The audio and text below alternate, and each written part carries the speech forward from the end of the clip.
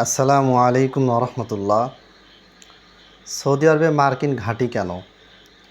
গতকালকে ইরানের ফাইজলামি বদমাশি নিয়ে যদিও সেখানে সরাসরি ইরানের বিরুদ্ধে কিছু বলি নাই।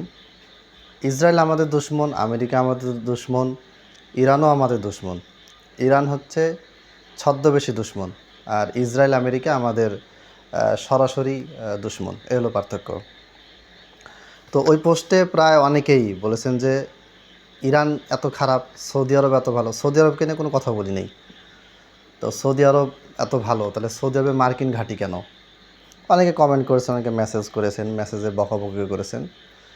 তো সৌদি আরবে সহ প্রায় মধ্যপ্রাচ্যের ম্যাক্সিমাম দেশে, অধিকাংশ দেশেই, প্রায় সব দেশেই সৌদি মার্কিন ঘাঁটি আছে এবং প্রত্যেকটার পিছনে কারণ আছে। তবে আমি শুরুতে বলে দেই, সেটা হচ্ছে যে আমি চাই এই সমস্ত মার্কিন ঘাঁটি থেকে প্রত্যেকটা মুসলিম দেশ যেন মুক্তি লাভ করে। আল্লাহ তাআলা যেন সেই তৌফিক দান করেন, আমিন। এবার আসি, সৌদি আরবে মার্কিন ঘাঁটি আসার কারণটা কি?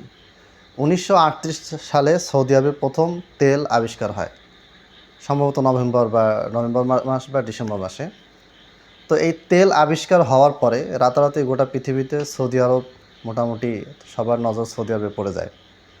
তো 1938 সালে সৌদি আরবে যখন তেল আবিষ্কার হয়, তখন কিন্তু সৌদি আরব অত্যন্ত দরিদ্র একটা দেশ এবং সেখানে লোকবল, জনসংখ্যা মানে এক কথায় কিছুই না, মানুষের সংখ্যা অনেক কম। এখনও সৌদি আরবের আয়তন হিসেবে অনেক কম। তো সেই সময় সৌদি আরবের যখনই প্রবলেম, তারা দেখতে পাচ্ছে যে আমাদেরকে তেল উত্তোলন করতে হবে, তেল উত্তোলনের জন্য লোক দরকার, আবার পাহারা, সীমান্ত পাহারা এটা জোরদার করা দরকার। কারণ এতদিন গরিব ছিল, কেউ ওইভাবে গুরুত্ব দেয়নি।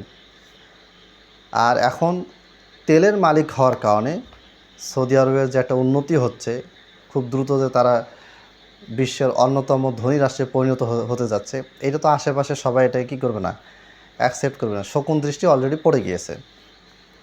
তখন এই ধরনের থেকে আস্তে আস্তে সৌদি সরকার কী করা শুরু করে, কিভাবে এখান থেকে উত্তরণ হওয়া যায়, কিভাবে সামনে আগানো যায়, চিন্তাভাবনা করতে করতে করতে এক পর্যায়ে 1985 সালে যুক্তরাজ্যের সাথে সৌদি আরব একটা বৃহৎ অস্ত্র চুক্তি করে। এই অস্ত্র চুক্তিটা আল ইয়ামামা নামে পরিচিত। এটা আপনারা ইংলিশে লিখে সার্চ করলেও আসবে। এখন এই চুক্তি করার পরে যুক্তরাজ্য থেকে সৌদি আরব প্রচুর পরিমাণে অস্ত্র নিয়ে আসে, মানে সরঞ্জাম, মানে অস্ত্র সরঞ্জাম সব কিছু নিয়ে আসা শুরু করে। কিন্তু ঝামেলাটা হয়েছে, এই অস্ত্রগুলি চালাবে কে, প্রশিক্ষণ দিবে কে? সৌদি আরবে যারা দেশের নাগরিক, তাদের ভিতরে এরকম কোনো সায়েন্টিস্ট নেই, সেরকম কোনো ভালো মানের জেনারেল কমান্ডার নেই। তো কী করা যাবে? ওই সময় আবার 1979 সালে সৌদি আরব আর ইরাকের ভালো খাতির ছিল এবং সেই সময় তৎকালীন সময় সৌদি আরবের পুরো মধ্যপ্রাচ্যে সাদ্দাম হোসেন ছিলেন সেই শক্তিধর, মানে সুপার পাওয়ারের মতো অনেকটা। এই সাদ্দাম হোসেনের সাথে ইরানের সাথে ইরাকের যুদ্ধ হয় 1980 থেকে 88 পর্যন্ত, প্রায় 8 বছর যুদ্ধ হয়। এবং সেই যুদ্ধে সাদ্দামের তার যেটা কৌশল, ইসরায়েল ছিল ইরানের পক্ষে, আরও বেশ কিছু বড় বড় দেশ ইরানের পক্ষে ছিল, কিন্তু সাদ্দাম ভালোই তার শক্তিমত্তা দেখিয়েছিল। তো স্বাভাবিকভাবেই সৌদি আরব দুর্বল রাষ্ট্র, অন্যান্য রাষ্ট্রগুলো দুর্বল, এরা সবাই তখন ইরাকের দিকে ঝুঁকে গিয়েছিল, ইরাকের সাথে বন্ধুত্ব করার জন্য সবাই আগ্রহী ছিল। এরই প্রেক্ষিতে 1979 সালে সৌদি আরবের সাথে ইরাকের একটা মানে মিত্রতা তৈরি হয়। কিন্তু 1990 সালে এই 8 বছর যে যুদ্ধ হলো, তখন কুয়েত থেকে সাদ্দাম প্রচুর পরিমাণে লোন নেয়। এই লোনগুলি পরিশোধের কথা যখন কুয়েত ইরাককে বলে যে যুদ্ধ তো শেষ হয়ে গেছে, এখন আমাকে টাকা ফেরত দাও, তখন ইরাক বলেছিল যে আমি তো শিয়াদের বিরুদ্ধে লড়েছি, ইরানের বিরুদ্ধে লড়েছি, তোমাদেরকে বাঁচাইছি, তোমার উচিত না আমার কাছে টাকা চাওয়া। যাই হোক, এটাকে কেন্দ্র করে একটা যুদ্ধ শুরু হয় 1990 সালে। 1989 সালে সৌদি আরব, ইরাকের সাথে তো তার মিত্রতা ছিল, 1990 সালে সৌদি আরব কাতারের পক্ষে যায়, মানে সমঝোতা করতে চেয়েছিল ইরাক এবং কুয়েত এবং ইরাকের ভিতরে সমঝোতা করতে চেয়েছিল। সমঝোতা করতে গিয়ে ইরাক সৌদি আরবকে নিজের দুশমন ভাবা শুরু করে এবং 1990 সালে ইরাক কুয়েতে গ্যাস চেম্বার দিয়ে হামলা করে এবং প্রচুর পরিমাণে মানুষ মারা যায় এবং কুয়েতকে ইরাক দখল করে নেয় এবং তার ইরাকের অন্যতম প্রভিন্স বা প্রদেশ হিসেবে ঘোষণাও দিয়ে দেয়। কয়েক মাস কিছুদিন পরে আবার ইরাক তার এই কুয়েতকে হারিয়ে ফেলে, সেটা অনেকগুলি কারণ আছে। তো ওই সময় 1990 সালে সৌদি আরব চূড়ান্তভাবে এই জিনিসটা খেয়াল করলো যে 1938 সাল থেকে নিয়ে এ পর্যন্ত আমরা অনেক চেষ্টা করেছি, কিন্তু সৌদি আরবকে পরিপূর্ণভাবে প্রোটেক্ট করার মতন শক্তি এখনও অর্জন হয়নি। আজকে সৌদি আরব আর 1990-95 সৌদি আরবের ভিতরে কিন্তু অনেক পার্থক্য আছে। সৌদি আরবে কিন্তু আগে ধনী রাষ্ট্র ছিল না, তারা ধনী হয়েছে। অস্ত্রধারী রাষ্ট্র নয়, কিন্তু তারা এখন অস্ত্রতে শক্তিশালী হচ্ছে। জনবলে অত্যন্ত দুর্বল একটা দেশ, সে জনবলও তারা আস্তে আস্তে কী হচ্ছে, শক্তিশালী হচ্ছে। অথচ তারা সৌদিরা বাইরের লোককে সহজে নাগরিকতা দেয় না। কিভাবে হচ্ছে? এটা ঠান্ডা মাথায় ধীরে ধীরে কাজের মাধ্যমে হচ্ছে। আরব শাসক, বিশেষ করে সৌদি আরবের শাসকরা, এরা খুবই ঠান্ডা মাথার লোক। আমি সৌদির ডিপ্লোমেসি নিয়ে কথাবার্তা বলবো ইনশাল্লাহ। আমি নর্মালি এগুলি বিষয়ে কথা বলে আগ্রহ বোধ করি না। মানুষের ইমান নাই, আকিদা নাই, নামাজ পড়তে পারে না, অজু করতে পারে না, আর এইসব বিষয় নিয়ে মাথা ঘামায় খুব। যাই হোক, তখন সৌদি আরব, যেহেতু ইরাক সেই সময় শক্তিশালী দেশ, আবার আরেকটা শক্তিশালী দেশ ইরান, ইসরায়েলের সাথে খুব পীড়িত। ইরান তো সবসময় সৌদি আরব ভেঙে মক্কা মদিনা দখলের চেষ্টা তো করেই আসছিল। 18 সালেও তারা ঘোষণা দিয়েছিল, সবসময় এটা চেষ্টা করে যাচ্ছে। আবার এরই সাথে আবার মধ্যপ্রাচ্যের সবচেয়ে শক্তিশালী দেশ ইরাকের সাথে সৌদি আরবে কী হয়ে গেল, ঝামেলা তৈরি হয়ে গেল।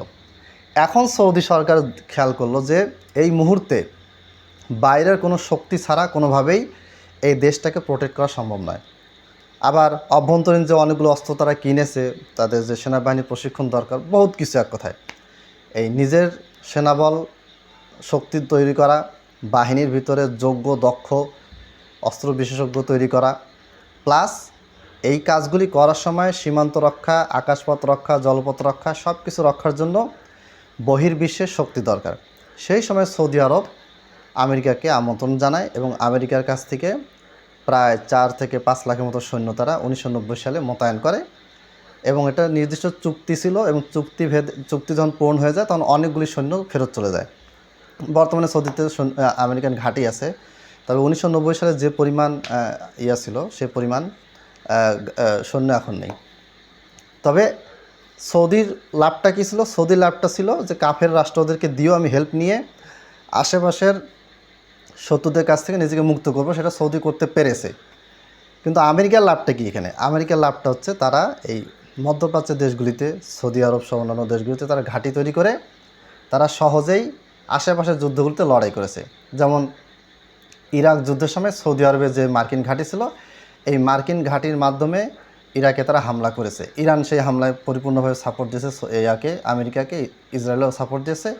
এটা সমালোচনা হয়নি, কিন্তু সমালোচনা হয়েছে যে সৌদি আরবে মার্কিন ঘাঁটি ব্যবহার করে ইরাকে হামলা করা হয়েছে, অথচ এটা কিন্তু চুক্তির মধ্যে ছিল না। এটা আমেরিকা কাজটা করেছে এবং সৌদির পক্ষে এটা ঠেকানো সম্ভব ছিল না।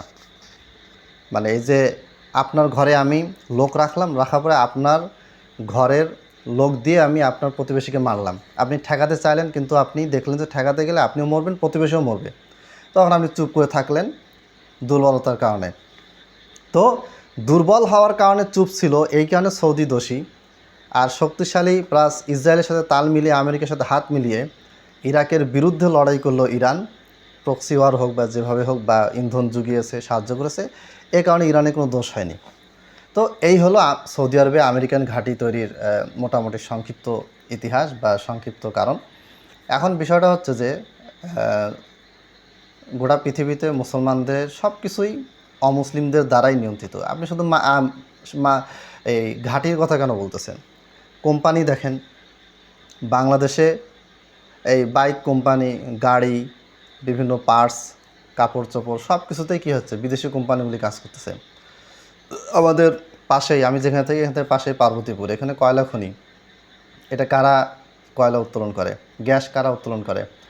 তো আমরা মুসলিম দেশগুলি, যেগুলি প্রকৃত মুসলিম দেশ প্লাস সেকুলার মুসলিম, মানে সেকুলার তো মুসলিম হয় না, নাম আর কি, আমরা সবাই মূলত দুর্বলতার কারণে, নিজেদের বিভিন্ন দুর্বলতার কারণে কাফের রাষ্ট্রদের মাধ্যমে আমরা নিয়ন্ত্রিত হচ্ছে, অর্থনৈতিকভাবে, সামরিকভাবে, রাজনৈতিকভাবে, সব দিক থেকেই।